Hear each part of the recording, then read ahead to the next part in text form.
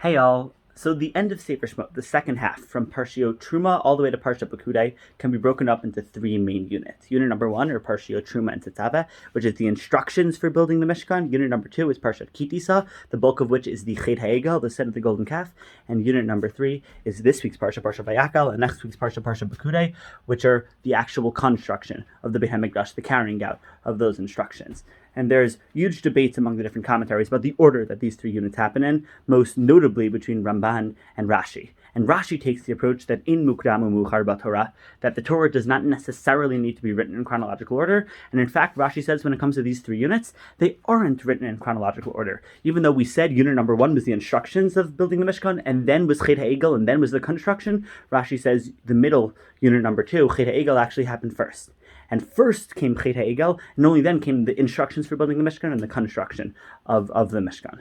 Which raises the question, according to Rashi, why is it, if the Torah really wasn't written in order, and really Chet HaEgel came first, why did Hashem go out of his way to put Chet HaEgel smack in the middle of the instructions of the Mishkan and construction of the Mishkan? It seems to be interrupting something, interrupting this unit, these two things that should be juxtaposed. Hashem is smacking Chet HaEgel in the middle. Unless, according to Rashi, Hashem is trying to teach us a lesson. And Hashem is trying to paint an image in our mind, or in fact, Hashem is trying to paint two different images in our mind, two distinct pictures of two distinct versions of the Mishkan. Right? There's the Mishkan that's before Chet HaEgel, and there's the Mishkan that exists after Chet HaEgel. Before Chet HaEgel, there is a Mishkan that isn't tainted by sin at all. But after Chet HaEgel is the Mishkan that is tainted by sin. And notice the difference between the two Mishkans. Before Chet HaEgel, the Mishkan that isn't tainted by sin is only theoretical. It's only the instructions of building the Mishkan, but it never actually comes to fruition. But after Chet HaEgel, that Mishkan that exists, the Mishkan that is tainted by sin, isn't just theoretical, but it's actual. That's the one that was actually constructed. And it seems to be, according to this approach of Rashi, that Hashem is going out of his way to paint two different images of the Mishkan, and Hashem is emphasizing the second distinct image of the Mishkan. The Mishkan tainted with sin is better than the Mishkan that isn't tainted by sin. How could that be? Unless it can be. Because we have to recognize that when Hashem puts us in this world, there isn't an expectation that we're never going to sin. We touched on this a little bit back in Parshat Noach, that the only people in the world who don't sin are the people who completely remove themselves from the world and don't associate themselves with the world at all. But the people who are actually involved in the world and live normal lives are inevitably going to make mistakes, and that's something you have to acknowledge. But the lesson of the Torah isn't to never fall. It's to learn how to fall gracefully. Right? Think about it.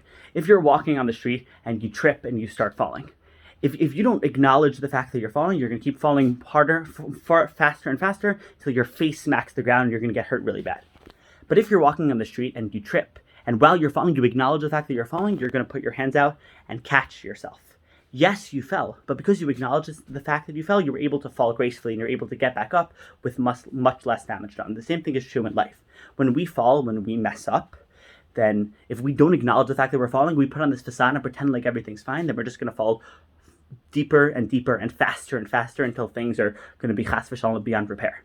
But if we acknowledge that we're able to fall, and in the moment we acknowledge that we're falling, then we're able to best catch ourselves, and we're best able to fall gracefully, and then we're best able to pick ourselves back up. And that essentially is what's going on over here. Hashem is telling Bnei Yisrael that I don't want you to pretend like you're able to have a Mishkan that's not tainted by sin, because that's not possible. That's not able to be a reality. Instead, I want you to acknowledge that you are able to have a Mishkan that is tainted by sin, but recognize that after the sin is able to come a Mishkan.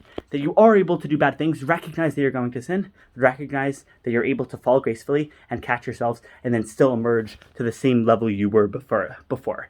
That's why Parshat Vayakhel and Pekudei are written almost word for word as what happens in the instructions in Parshat Truma and Tetzaveh, to show that even after you sin, you're able to get back up and get back to the place where you were before, and a place that's going to be even richer, because it's not going to be this fake, superficial, completely pure relationship where we pretend like nothing goes wrong. No, because you acknowledge the truth, you acknowledge the reality that things aren't going to go the right way, and sometimes you're going to make mistakes, and you're going to fall, and you're going to do the wrong thing. There are going to be fights, there are going to be disagreements, and that's normal and that's expected, and we shouldn't pretend like those don't exist.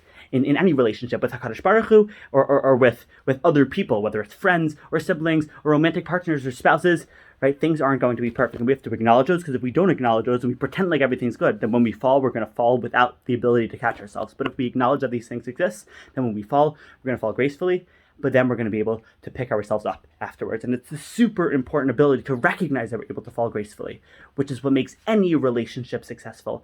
And that's exactly the lesson that HaKadosh Baruch Hu is emphasizing by preferring the Mishkan tainted by sin to the Mishkan that claims to be untainted by sin, that claims to be completely pure. Amazing. Have a good Shabbos, everyone. Bye-bye.